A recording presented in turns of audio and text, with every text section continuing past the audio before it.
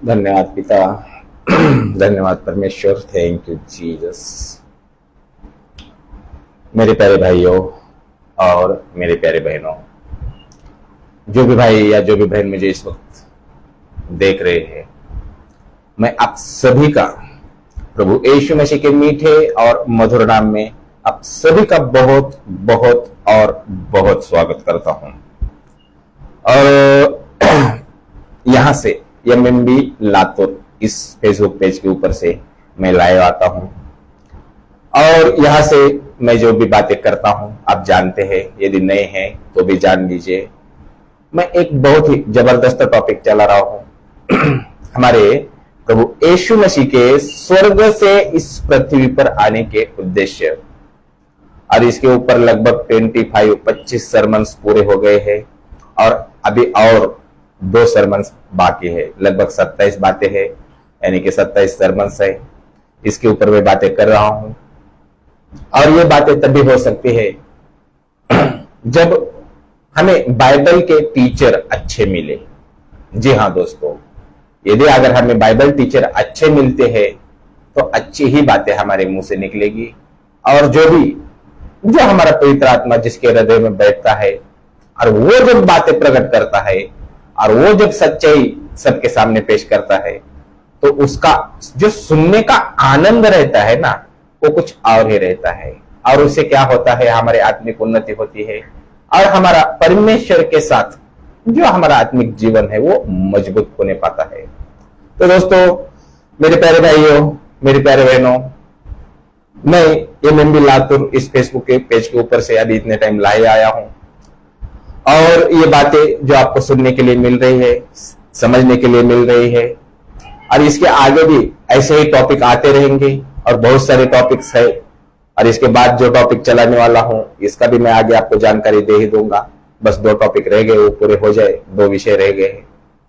तो जो भी भाई ये बातें जानने चाहते हैं या समझ कर लेने चाहते हैं, तो मैं यही कहूंगा, मेरे इस फेसबुक पेज को आपको फॉलो करना है। और इस वीडियो को मैं क्या करता हूं, डाउनलोड करता हूं और मेरे यूट्यूब चैनल के ऊपर मैं क्या करता हूं, इसको अपलोड कर देता हूं। तो यदि आप मुझे यूट्यूब चैनल पर देख रहे हैं तो मैं यही कहूंगा कि आप मेरे इस यूट्यूब चैनल को आप सब्सक्राइब करिए और इस वीडियो को एंड तक देखिए।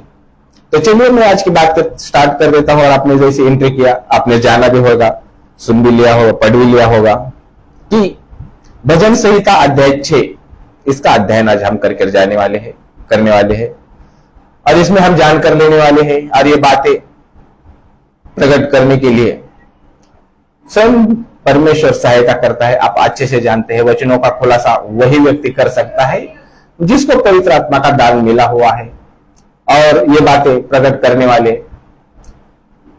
और हमारे सामने लिखित में देने वाले, और मैं बाइबल की टीचर जो आपको सुना रहा हूं, यह सब सहायता करने वाले हमारे बाइबल के टीचर एवेंजलिस्ट रवि दिनकर जी, इनके द्वारा ये बातें हमें मिल रही है।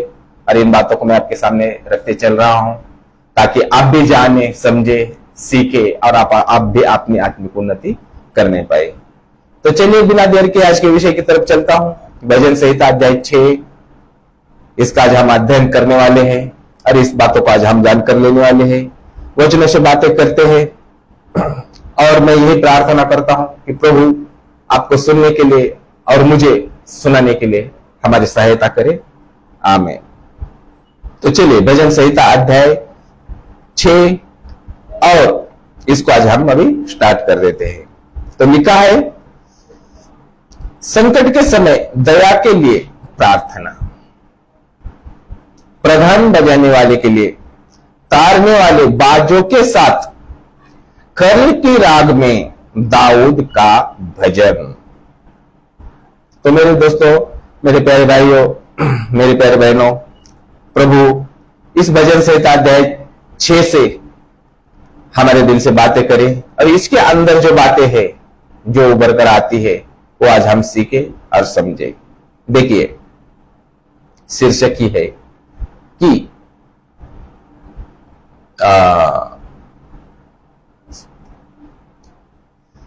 एक मिनट,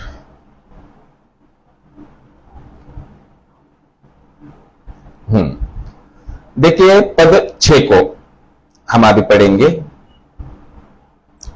यानी कि पद यानी कि वचन 2 से लेकर 6 तक दाऊद शरीर और मन दोनों में बहुत पीड़ित है। अगर आप भजन संहिता अध्याय 6 आप पढ़ेंगे, वचन 2 से लेकर 6 तक आप अगर आप पढ़ेंगे तो ये बातें आपको पढ़ने के लिए मिलेगी और समझने के लिए भी मिलेगी कि दाऊद शरीर और मन दोनों में बहुत पीड़ित है।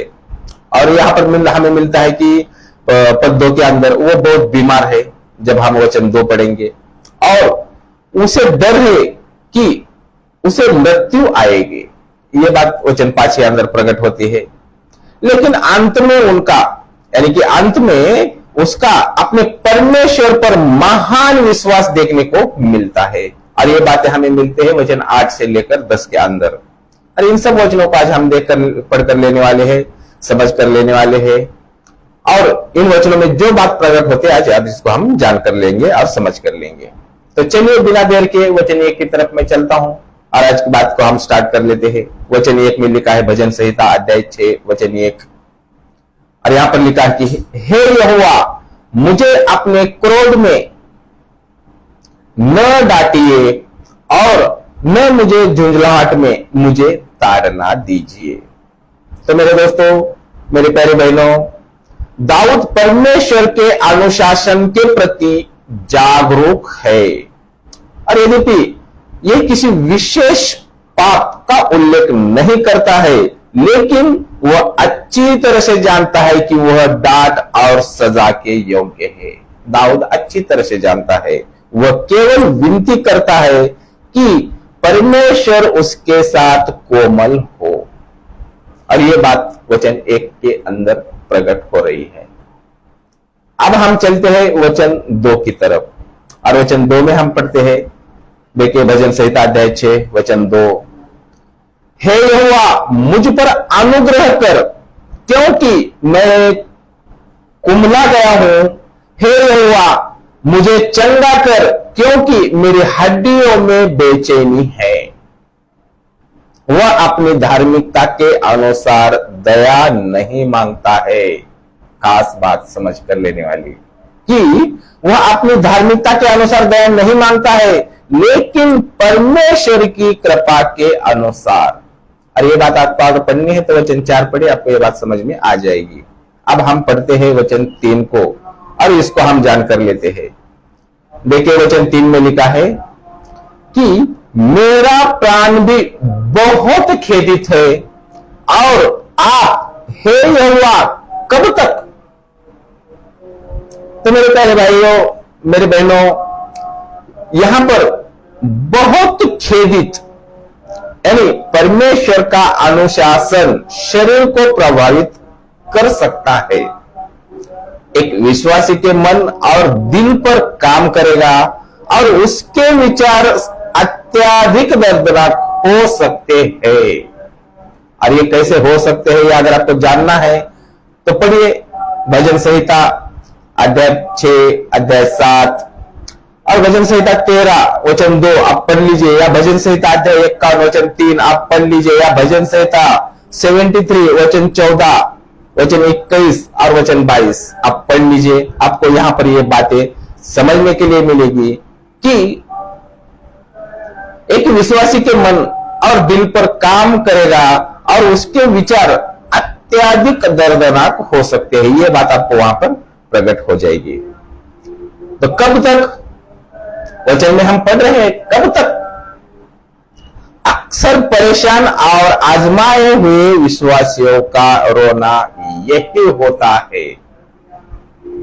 और कैसे होता है, यदि आप विश्वासी है तो ये बात को आप जान भी गए होंगे और समझ भी गए होंगे। और हम ऐसी गलती करते हैं, और कैसे करते हैं देखिए भजन संहिता अध्याय 13 वचन 1 और 2 में पढ़िए, और भजन संहिता अध्याय 35 वचन 17 आप पढ़िए, या भजन संहिता अध्याय 74 वचन 10 आप पढ़िए, या भजन संहिता अध्याय 80 वचन 4 आप पढ़ लीजिए, या भजन संहिता 89 वचन 46 आप पढ़ सकते हो, या भजन संहिता 90 वचन 13 आप पढ़ सकते हो, या भजन संहिता 94 वचन 3 यानी 3 आप पढ़ सकते हो, और यही बात आपको वहां पर पढ़ने के लिए मिलेगी। और उसके विचार अत्यधिक दर्दनाक हो सकते हैं। देखिए मनुष्य के कैसे विचार होते हैं, इन वचनों में आपको प्रकट होता है, जो मैंने सब रेफरेंस दे दिए हैं, और भजन संहिता की किताबों में है, आपको पढ़ने के लिए मिल जाएगा, और पढ़कर जानने के लिए, समझने के लिए आपको मिल जाएगा। अब हम चलते हैं वचन 4 की तरफ, और देखिए वचन 4 में लिखा है, लौटा हे यहोवा और मेरे प्राण बचा, अपनी करुणा के निमित्त मेरा उद्धार कर। देखिए वचन 4 में लिखा है कि लौटा हे यहोवा और मेरे प्राण बचा, अपनी करुणा के निमित्त मेरा उद्धार कर। और वचन 5 में लिखा है, क्योंकि मृत्यु के बाद आपका स्मरण नहीं होता, मृत्यु के बाद आपका स्मरण नहीं होता। अधोलोक में कौन आपका धन्यवाद करेगा? मेरे प्यारे भाइयों, मेरी प्यारी बहनों,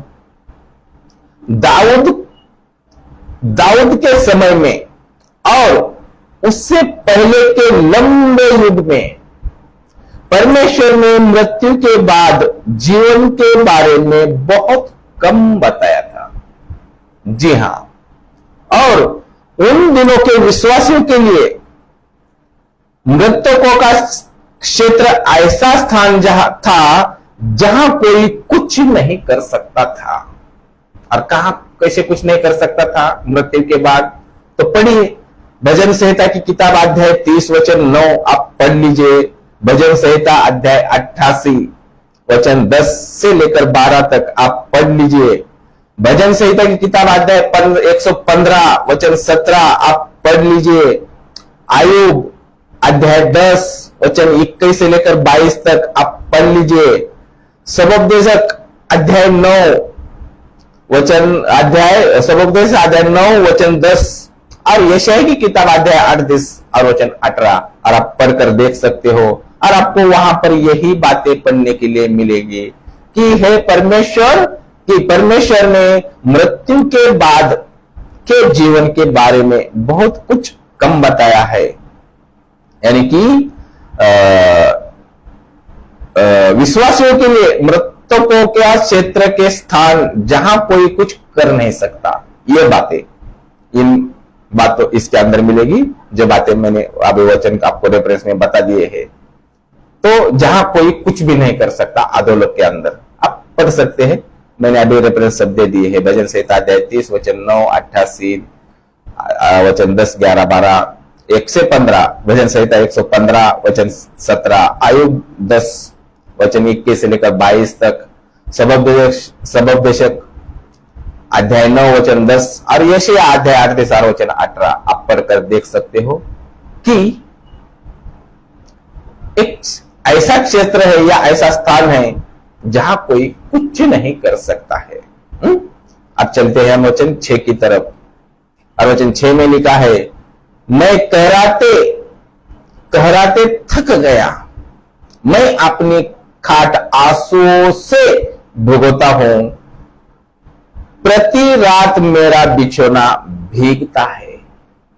देखिए और वचन 7 में लिखा है, मेरी आंखें शोक से बैठी जाती है और मेरे सब सताने वालों के कारण वे धुंधलाई गई है। तो दोस्तों, मेरे प्यारे भाइयों, मेरी प्यारे बहनों, यहां पर वचन 6 और वचन 7 के अंदर कि दाऊद के दुश्मनों ने उसकी दयनीय स्थिति पर खुशी जताई, उसके दुख को और भी बड़ा कर दिया। यह बात इसके अंदर प्रकट होती है। अब हम चलते हैं वचन 8 की तरफ। और वचन 8 में लिखा है कि हे सब अनर्थकारियों, मेरे पास से दूर हो जाओ, या मेरे पास से दूर हो, क्योंकि यहोवा ने मेरे रोने का शब्द सुन लिया है। हालेलुया। और वचन 9 में लिखा है कि यहोवा ने मेरा गिड़गिड़ाना सुना है, यहोवा मेरी प्रार्थना को ग्रहण भी करेगा।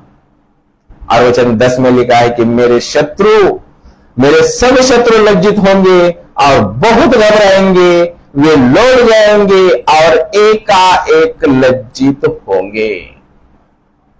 तो मेरे प्यारे भाइयों, मेरे प्यारे बहनों, वचन 8 से लेकर 10 के अंदर अचानक सब कुछ उजला हो गया है या उज्जवल हो गया। अचानक शुरुआत में दाऊद क्या कह रहा था और वचन 8 से लेकर 10 तक दाऊद अभी तुरंत क्या कह रहा है, तो अचानक सब कुछ उज्जवल हो गया और पवित्र आत्मा ने दाऊद को आश्वासन दिया था कि उसकी प्रार्थना सुन ली गई है और उसने प्रार्थना और विश्वास से जीत हासिल की है। किसने? दाऊद ने। तो ये बात वचन 8, वचन 9 और वचन 10 में हमें प्रकट होती है। और ये ऐसी ही बातें और ये तरीका सभी विश्वासियों के लिए भी खुला है। आज आपके ऊपर और मेरे ऊपर भी ये खुली बात है और हमें इसी रीति से परमेश्वर के ऊपर विश्वास करके चलना है। कैसे चलना है ये अगर आपको जानना है तो मरकुस की किताब अध्याय 11 वचन 24 आप पढ़ सकते हो, या पहला यूहन्ना अध्याय 5 वचन 14 और 15 आप पढ़ सकते हो और ये बातें आप जानकर ले सकते हो। तो आज हमें परमेश्वर के संग कैसे चलना है? तो मेरे प्यारे भाइयों, मेरी प्यारे बहनों, ये बातें भजन संहिता अध्याय 6 के अंदर प्रकट होती है। कैसे दाऊद शुरुआत से झुंझलाहट में और ताड़ना से तड़प रहा था, लेकिन अचानक से ही उसके जीवन 8, 9 और 10 में हम पढ़ते हैं कि अचानक सब कुछ उज्जवल हो गया। पवित्र आत्मा ने दाऊद को आश्वासन दिया था कि उसकी प्रार्थना सुन ली गई है और उसने प्रार्थना और विश्वास से जीत हासिल की दाऊद ने। ये बात भजन संहिता अध्याय 6 के अंदर हमें जानने के लिए, सीखने के लिए, समझने के लिए मिलता है और ऐसा ही विश्वास आज हमें भी लेकर कर चलना है। यही मैं मेरे जो भी भाई मेरे को इस वक्त देख रहे हैं या जो भी बहन मेरे को इस वक्त देख रहे हैं, मैं यही कहना चाहूंगा, ऐसे ही इसी विश्वास के साथ, इसी मजबूती के साथ हम प्रभु के संग, हमारे परमेश्वर के संग चलते रहे। तो मैं लास्ट में यही कहना चाहूंगा कि हमारे प्रेमी परमेश्वर इस सुंदर भजन संहिता के द्वारा हम सभी को बहुत बहुत और बहुत आशीष दे। आमीन। तो मेरे प्यारे भाइयों, मेरी प्यारी बहनों, ये जो बातें हमने जानी, सुनी, समझी, प्रभु आपको ये बातें सुनने के लिए, समझने के लिए आपकी सहायता करे। और यदि इसमें से भी कोई आपका प्रश्न है और आप किसी बात में उलझ गए हैं और कोई प्रश्न का आप उत्तर चाहते हो, तो मेरे इसी फेसबुक पेज के ऊपर मेरा नंबर आपको मिल जाएगा। यदि ये डाउनलोडेड वीडियो यूट्यूब पर जाएगा और आप मुझे यूट्यूब पर देख रहे हैं, तो मैं यही कहना चाहूंगा, मेरे इसी यूट्यूब चैनल के डिस्क्रिप्शन के अंदर जाइए, वहां पर आपको मेरा नंबर मिल जाएगा। जो भी बात आपको पूछनी है, जो भी बात आपको समझ कर लेनी है, आप मुझसे फोन कर सकते हैं, जान कर ले सकते हैं, समझ कर ले सकते हैं। और जिन ब्रदर ने ये सरमन रेडी किया है, Bible teacher evangelist Ravi Dinkar ji ने, और इससे जुड़े रिलेटेड कुछ भी आपका प्रश्न हो, आप उनसे पूछ सकते हैं। वहीं पर एवेंजलिस्ट रवि दिनकर जी बोलकर उनका नंबर डाला है मैंने, आप उनसे कॉल कर सकते हैं। बाइबल के द्वारा आपका अगर कोई भी प्रश्न हो, जहां पर आपको उलझन हो रही है, आपको परेशानी हो रही है कि ये बात मेरे समझ में नहीं आ रही, ये क्यों लिखा है, किस लिए लिखा है, मैं इसमें उलझ गया हूं, मेरे समझ में नहीं आ रहा है, ऐसा कोई भी उलझन वाला बात हो या कोई भी उलझन वाली परेशानी वाली बात हो, आप बेहिचक उस नंबर पे आप कॉल कर सकते हैं any time Bible teacher evangelist Ravi Dinkar ji से, और आप प्रश्न कर सकते हैं। आपको 100% उत्तर दिया जाएगा और आपका जो भी मन में उलझन है उसको सुलझाने का पूरा कोशिश हम करते रहेंगे। तो मैं यही कहूंगा, अपना ख्याल रखिए, सुरक्षित रहिए। प्रभु आप सभी को बहुत बहुत आशीष दे। आमीन।